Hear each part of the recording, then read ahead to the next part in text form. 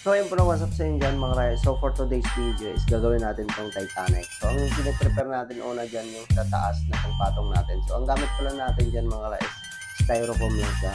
Tapos yan na yung ipapatong natin sa cake natin mamaya. So inuna lang natin to kasi nga medyo matagal to siya gawin. Kasi nga may mga bintana. No? So yan, nakita nyo naman yan. So simulan na natin yung cake. Huwag na rin patagalin. So ito na yung cake. Ang gamit natin ito is chocolate sponge. Tapos chocolate cream na may halong ganas. So nakita nyo naman yan. So ayan na yung cake. So ang size ng cake dito mga is 33 by 17.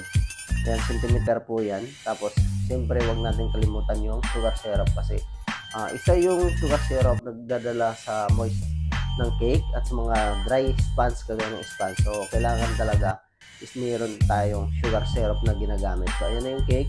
Tapos frostingan natin yan. Yan. So, ang gamit natin dyan, ng una natin kinabar is butter. Tapos, may halong chocolate yan. So, nakita nyo naman yung cake natin. Ayan. Diba? Naka-layer talaga yan sa pinat natin isa-isa. Tapos, siyempre, kailangan same size talaga siya. Kasi nagre-reflect yung cake mo kung maganda yung pagka-cover mo sa frosting. Tapos, pag-cover mo sa pundan, nagre-reflect siya. Ayan. So, ayan na yung cake natin. So, yan na yung Titanic. Ayan. Okay. So, pina-finalize lang natin para maganda talaga yung pagka-frosting natin. Walang lubak-lubak, no? Ayan. Kasi pag-cover natin yan sa black pundan pamaya is maganda din yung kinalabasan. Tapos yung sa taas niya is light brown na may halong orange, no? Ayan. So, ayan na yung pang-final natin. So, ang pang-final natin dyan mga is dark chocolate talaga siya na compound para mas matigas, para kahit matagal siya sa labas pag-cover mo is maganda pa rin yung kinalabasan, hindi babagsak yung cake mo at siyempre maganda yung pagka-cover mo.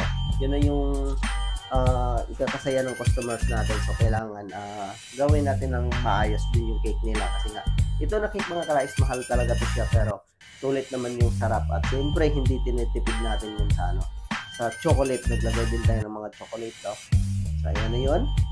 So, ayan. So, kinabiran natin yung black. So, nakita nyo naman. So, itong board mga kalais, kinabiran ko ito muna ng glue. Tapos, saka natin nilagay yung cake para hindi mahirap, no? At hindi madumihan yung board natin. Tapos, sinulatan natin Titanic.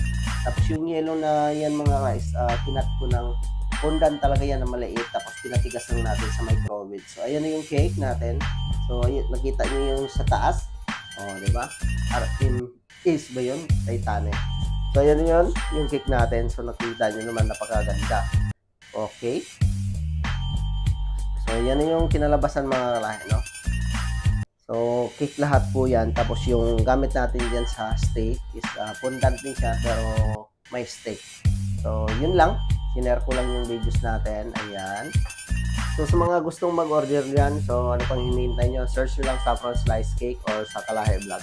So, yun lang po no, mga kalahi. Maraming salamat. At, siyempre, advance Merry Christmas sa inyong lahat dyan. At, sa mga hindi pa nakapag-follow dyan, baka naman pwedeng pa-follow sa page natin. Kasi, yung pag-giveaways natin ng mixer, so, ipapag-giveaways natin yon. So, mag-set lang tayo ng schedule para magkaroon na tayo ng giveaway. So, yun lang po no. Maraming salamat mga kalahi. Shoutout sa inyo lahat. Bye-bye. God bless you all. Peace out.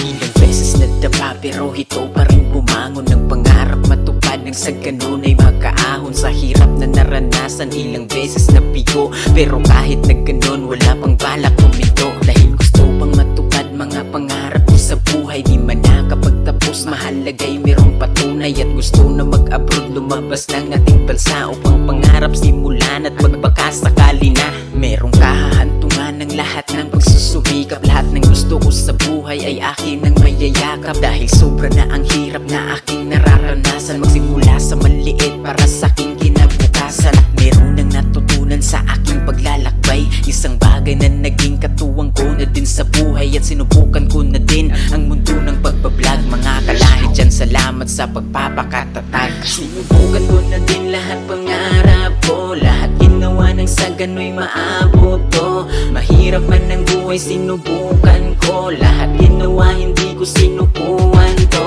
Sinubukan ko na din lahat pangarap ko, lahat ginawa ng sa gano'y maabot to. Mahirap man ang buhay sinubukan ko, lahat ginawa hindi ko sinukuan to. Lumipas pa ang panahon, unti-unti nang natupad mga pangarap ko noon sa haba ng paglalakad. Marami na akong natutunan, lalo paggawa ng cake, ginawa pang kabuhayan at